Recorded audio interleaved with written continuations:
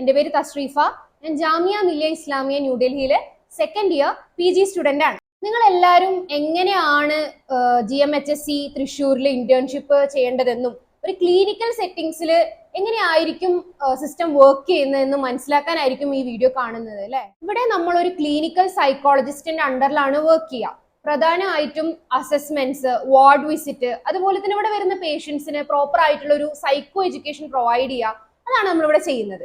Assessments എന്നൊക്കെ പറയുമ്പോൾ നിങ്ങൾ ഓൾറെഡി UG PGയിലൊക്കെ ചെയ്ത പോലെ തന്നെ ഓരോ ടെസ്റ്റുകൾ ഉണ്ടാവില്ലേ, അത് നമ്മൾ ചെയ്യുന്നു. ഇതെന്തിനാന്ന് വെച്ചാൽ മെയിൻ ആയിട്ട് അവർക്ക് സർട്ടിഫിക്കറ്റ്സിന് ആവശ്യം ഉണ്ടാവും. പെൻഷൻ അല്ലെങ്കിൽ സ്ക്രൈബിനോ സ്കോളർഷിപ്പിനോ അങ്ങനെ പല ആവശ്യങ്ങൾക്ക്. ഇത് കൂടാതെ ഒരു IQ ടെസ്റ്റ് ചെയ്ത് അതിന്റെ സർട്ടിഫിക്കറ്റിന് പല ആവശ്യങ്ങൾ, ഇപ്പൊ വിദേശത്ത് പോകാനോ അങ്ങനെ എന്തെങ്കിലുമൊക്കെ സ്പെസിഫിക്കലി വേറെ നീഡ്സും ഉണ്ടാവും.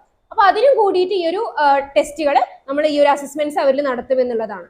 വാർഡ് വിസിറ്റ് എന്ന് പറയുകയാണെങ്കിൽ മെന്റൽ ഡിസോർഡേഴ്സ് ഉള്ള പേഷ്യൻസ് നമ്മൾ കാണുന്നു.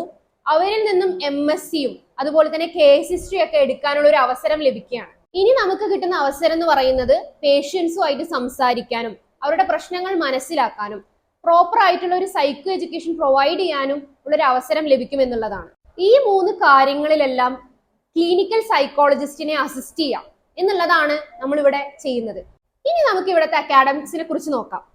നിങ്ങൾ ഇന്റേൺഷിപ്പിന് വരുന്നത് നിങ്ങൾ ഓൾറെഡി പഠിച്ച തിയറട്ടിക്കൽ നോളേജ് ഒരു പ്രാക്ടിക്കൽ സെറ്റിംഗ്സിന് അപ്ലൈ ചെയ്യാനെങ്കിൽ പോലും ഇവിടെ ഒരു കണ്ടിന്യൂസ് നോളേജ് സീക്കിംഗ് ഉള്ള ഒരു അവസരം കൂടി ലഭിക്കുകയാണ്. അതിനായി capsule presentation, case conference, case discussions, pass out examination എന്നുള്ള കുറച്ച് കാര്യങ്ങളൊക്കെ ഇവിടെ ഉണ്ട്. നിങ്ങളിപ്പോൾ ഇവിടെ നിന്ന് വരുമ്പോൾ ഒരാഴ്ചയ്ക്കുള്ളിൽ തന്നെ ഒരു പാസ് ഔട്ട് എക്സാമിനേഷൻ ഉണ്ടാവും. അതിൽ നിങ്ങൾക്ക് ഒരു 90% പാസ് മാർക്ക് വേണം. മാത്രമല്ല ഒരു ക്യാപ്സ്യൂൾ പ്രസന്റേഷൻ എന്ന് പറയുമ്പോൾ ഒരു 5 മിനിറ്റ്സ് നിങ്ങൾക്ക് ലഭിക്കും. ഒരു ടോപ്പിക്കിനെ കുറിച്ച് നിങ്ങൾ പഠിക്കുക, സ്വയം നിങ്ങൾ പഠിക്കും. മാത്രമല്ല ബാക്കിയുള്ള ഇന്റേൺസുമായിട്ട് നിങ്ങൾ പഠിച്ച കാര്യം ഷെയർ ചെയ്യാൻ ഉള്ളൊരു അവസരമുണ്ട്. ഇനിയുള്ളതാണ് കേസ് കോൺഫറൻസ്. നിങ്ങൾ ഓൾറെഡി ഇതിനെക്കുറിച്ച് കേട്ടിട്ടുണ്ടാവും. കേസ് കോൺഫറൻസ് എന്ന് പറയുമ്പോൾ 2 ജൂറീസ് ഉണ്ടാവും.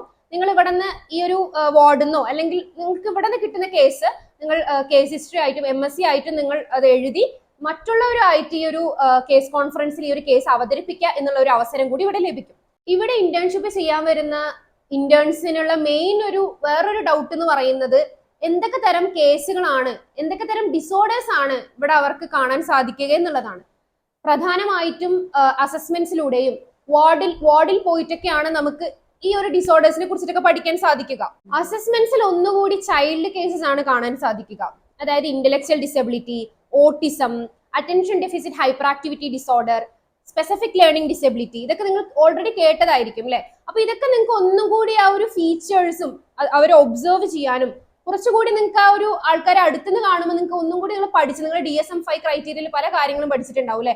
ആ ഒരു ക്രൈറ്റീരിയാസ് ഒക്കെ വെച്ചിട്ട് ഇവർക്ക് ഓട്ടിസം ആണോ, ഇവർക്ക് ADHD ആണോ, ഇവർക്ക് SLD ആണോ, ഇതൊക്കെ ഒന്നും കൂടി വ്യക്തമായിട്ട് നിങ്ങൾക്ക് ഈ ഒരു അസസ്മെന്റ്സ് ഈ ഒരു പ്രോസസ്സിലൂടെ നിങ്ങൾക്ക് മനസ്സിലാവും എന്നുള്ളതാണ്.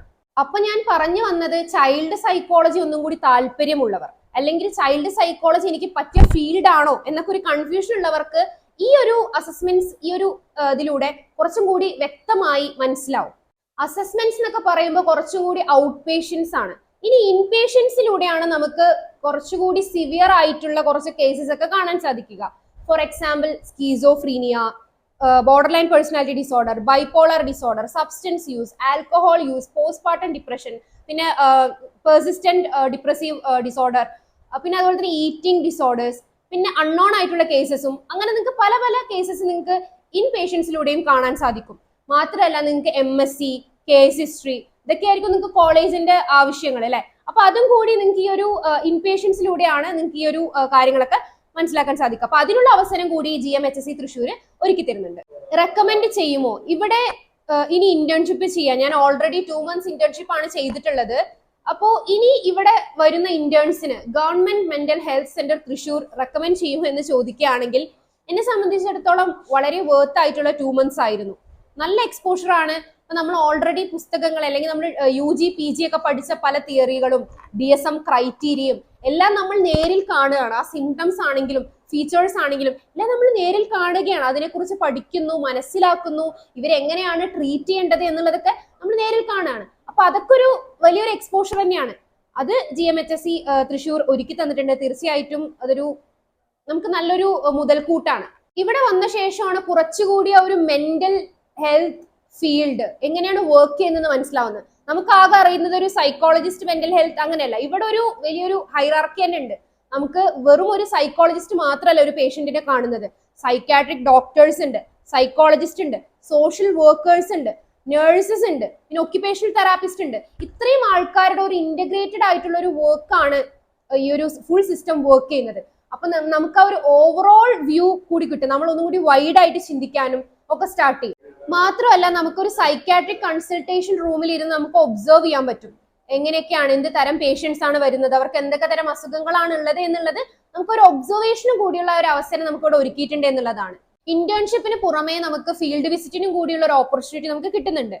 നമ്മൾ പോയിട്ടുള്ളത് NIPMR Irinjalakuda, national institute of physical medicine and റീഹാബിലിറ്റേഷനും അതുപോലെ തന്നെ ഡിജിറ്റൽ ഡി അഡിക്ഷൻ സെന്റർ, ഒരു കേരള പോലീസിന്റെ ഇനീഷ്യേറ്റീവ് ആണ്.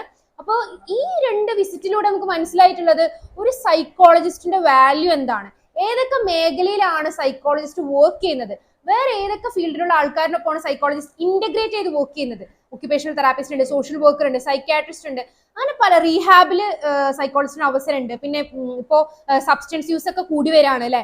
അപ്പോ ഈ ഒരു മേഖലയിലൊക്കെ സൈക്കോളജിസ്റ്റിന് വാല്യൂ ഉണ്ട്, നമുക്ക് അവസരങ്ങളുണ്ട്, കരിയർ പാത്ത് ഉണ്ട് എന്നുള്ളത് ഒന്നും കൂടി നമുക്ക് ഒരു വിഷൻ നമുക്ക് ഈ ഒരു വിസിറ്റിലൂടെയൊക്കെ കിട്ടി എന്നുള്ളതാണ്. പിന്നെ ഈ ഒരു ഇന്റേൺഷിപ്പിലൂടെ എനിക്കൊന്നും കൂടി വ്യക്തമായത് ഒരു കരിയർ പാത്താണ്. നമ്മൾ ഈ 2 മാസം ഇന്റേൺഷിപ്പ് ചെയ്യുന്നതിലൂടെ കുറച്ചുകൂടി നമുക്ക് അൺക്ലിയർ ആയിട്ടുള്ള, നമുക്ക് മനസ്സിലാവാത്ത കുറച്ച് കാര്യങ്ങളൊക്കെ വന്നു. ഇപ്പൊ ക്ലിനിക്കൽ സൈക്കോളജി എനിക്ക് പറ്റിയ ഫീൽഡാണോ, ചൈൽഡ് സൈക്കോളജി എനിക്ക് പറ്റിയ ഫീൽഡാണോ, ഡി അഡിക്ഷൻ മേഖല എനിക്ക് പറ്റിയ ഫീൽഡാണോ എന്നുള്ളതൊക്കെ നിങ്ങൾക്ക് കുറച്ചുകൂടി മനസ്സിലാവും.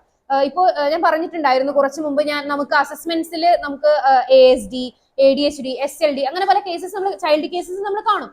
അപ്പോൾ ഇതൊക്കെ കാണുമ്പോൾ അവരോട് ഇടപഴകുമ്പോഴും ഒക്കെ നമുക്ക് മനസ്സിലാവും നമുക്ക് ഈ ചൈൽഡ് സൈക്കോളജി ഫീൽഡ് നമുക്ക് പറ്റുമോ, അല്ലെങ്കിൽ ചില ആൾക്കാർക്ക് പറ്റില്ല എന്ന് വിചാരിച്ചവർക്ക് ഒന്നുകൂടി ഓക്കെ എനിക്കിത് പറ്റുന്ന ഫീൽഡാണെന്നുള്ളത് കൂടി മനസ്സിലാവും.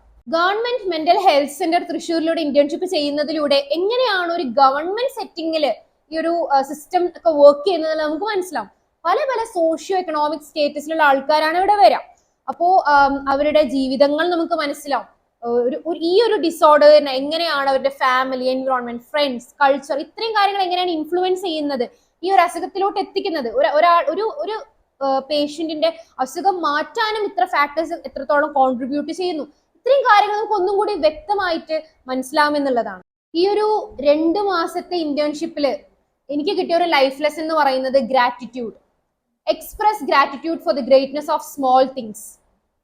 ഓർമ്മയുണ്ടോ ഇന്നലെ നടന്നത്, രാവിലെ കഴിച്ചത്, ഉച്ചയ്ക്ക് കണ്ടത്? Then you are blessed. Start counting your blessings. നമ്മളിവിടെ വരുമ്പോൾ അതുപോലും ഓർമ്മയില്ലാത്ത പല ആൾക്കാരും നമ്മൾ കാണും. നമ്മൾ ആലോചിക്കും നമ്മൾ എത്രത്തോളം ഗ്രേറ്റ്ഫുൾ ആണ്, നമുക്ക് എന്തൊക്കെ കാര്യങ്ങൾ ഉണ്ട്. ഈ ഒരു 5-10 മിനിറ്റിൽ ഒതുക്കാവുന്ന ഒരു അനുഭവമല്ല ഈ 2 മാസത്തിൽ ഞാൻ അനുഭവിച്ചത്, അതിനേക്കാളും ഉണ്ട്. അപ്പോൾ ഇത് നിങ്ങൾ ഇവിടെ വന്ന് തന്നെ അനുഭവിക്കുക, അറിയുക, പഠിക്കുക. തീർച്ചയായിട്ടും ഞാൻ ഗവൺമെന്റ് മെന്റൽ ഹെൽത്ത് സെന്റർ തൃശ്ശൂരത്തെ ഈ ഒരു ഇന്റേൺഷിപ്പിന് ഞാൻ റെക്കമെൻഡ് ചെയ്യും. നിങ്ങൾക്കൊരു തീർച്ചയായിട്ടും ഒരു ലൈഫ് എക്സ്പീരിയൻസ് ആയിരിക്കും. നിങ്ങൾക്ക് കുറച്ചുകൂടി നിങ്ങളുടെ നെറ്റ്വർക്ക് ബിൽഡ് ചെയ്യാനും ഒക്കെ സാധിക്കും. Best wishes.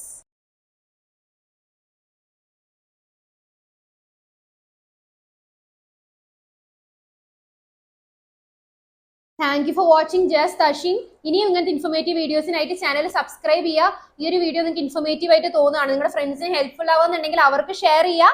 വീഡിയോ ഇഷ്ടപ്പെട്ടാൽ ലൈക്ക് ചെയ്യുക.